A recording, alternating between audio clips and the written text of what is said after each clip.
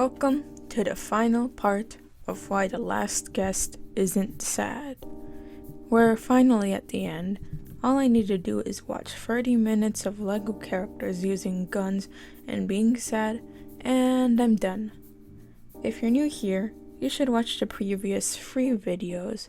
Then if you want, you can start at part 4 and go backwards. Anyways, let's get started.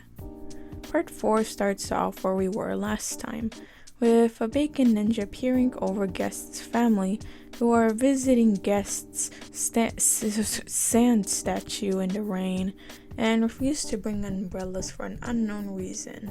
So, after hearing guest's daughter talk in an itty bitty little voice about being strong and stuff, we get another random scene with Daisy and Matt remembering being at the park, and then another not that important stuff to the story. Whoa, Bacon Ninja Soldier still following them. Sorry, I forgot he was supposed to hunt him down. So, cut over to the hospital. The captain has been replaced with some other guy, and now Molly and Matt are the lieutenants, even though that's not how the military works. I don't know. Man, Builderman did a terrible job at building his military, and now the world is in chaos. Anyways, the Bacon Ninja guy is going to ambush Daisy and her daughter, but then Matt conveniently comes in and heals in time to get rid of the Bacon Ninja. What was the entire point of the Bacon Ninja going to assassinate Guest's family?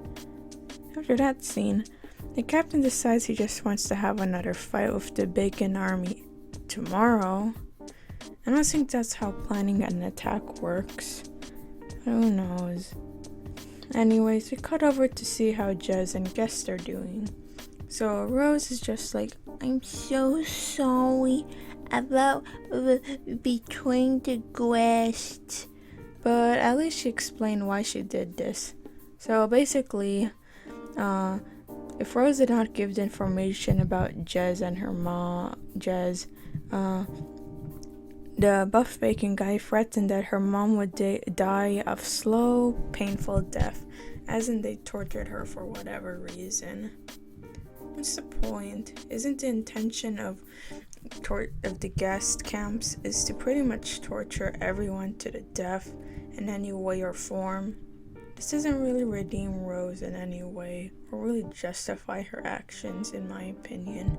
Now I remember why I didn't like Rose. And you know what Guest says? Oh, it's not your fault. Jesus Christ, what is up with these characters having such mild reactions? Rose is the reason you're here.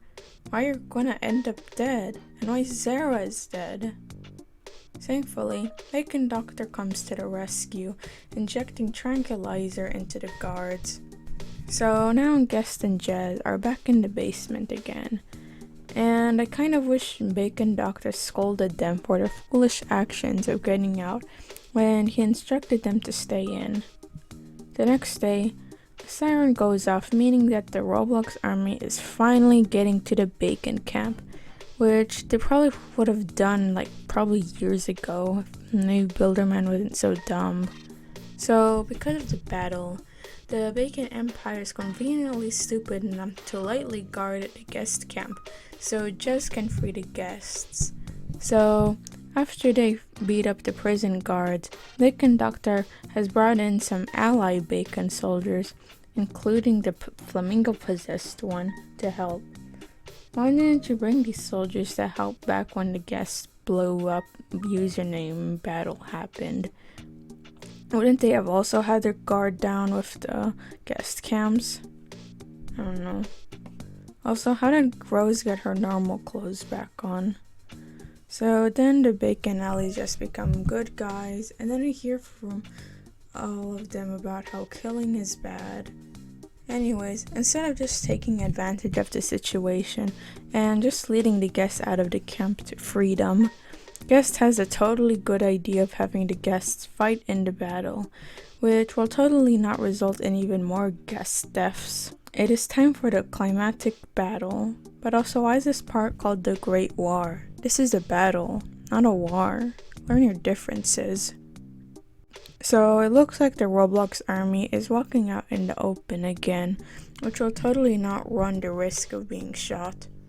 Also, why are they carrying pistols or whatever you call those small guns? Wouldn't they have a bigger gun? Man, I guess the Roblox government is that broke. And the same seems to be with the bacon hairs, except their uniform is some everyday shirts and pants. Anyways, whoa, they're going to have to fight the bacon hairs. This is so intense, and this is like totally accurate. Whoa, it's so intense. Oh wait, for some reason the Roblox army was so dumb that they underestimated how many enemies there were. Also, why are they all lined up in these formations? Come on, it's not the 1700s. Or is it? So, for whatever reason, Rose decides she's gonna go fight in the battle, even though she has like zero combat experience, and it's probably gonna end up ruining the war, maybe. Cutting back to the war, the military general didn't know he could use some really good battle strategies for his outnumbered army to beat the bacon hairs, but then Guest and his bacon and Guest army come. Whoa, and now they can fight. Wait, now we need an inspirational speech from Jazz about how we need to work together and never give up. Okay, now we can fight.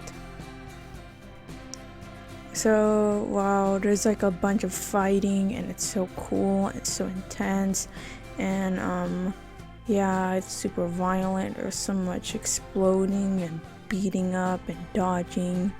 But now it's time for Guest to confront Buff Bacon Guy.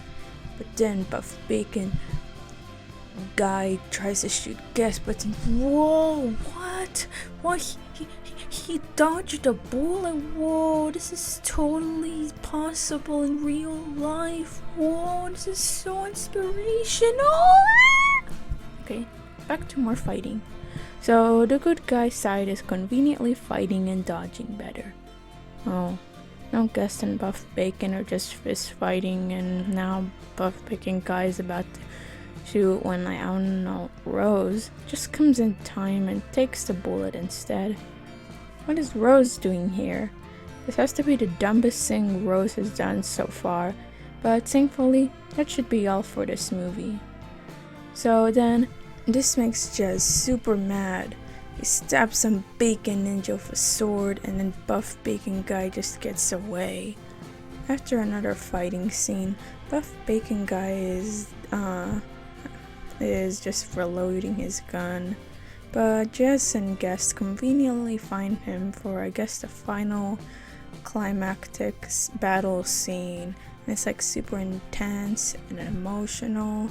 And then Jess finally has the guts to shoot Buff Bacon Guy, and then he falls to the staff, and he does it in slow motion, and then he kind of just falls into a pool of water, and then he just floats to death.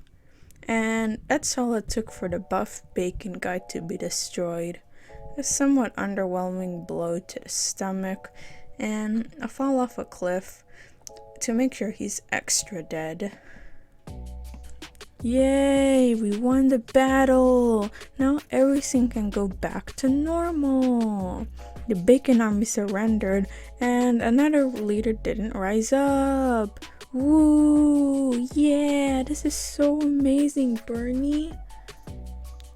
So the movie wraps up with Rose being revealed to be alive somehow, even though like she was literally shot in the heart, and she pretty much faces little consequences for her foolish actions. And Guest gets to be reunited with his family. So now we have a flash forward 1 year. All the Guests, Bacons, and other Robloxians are finally living together in harmony. Rose and Jez are in love now, and Matt is no longer single, but Guest is just happy for everything to be normal now. And the movie ends. But then, after the credits roll, we're shown Scary Guest Guy. Woo! It's a teaser for a sequel. Oh wait. The sequel only lasted for one part, and then it got discontinued for the bacon hair. So anyways guys, that concludes Why the Last Guest Isn't Sad series as a whole.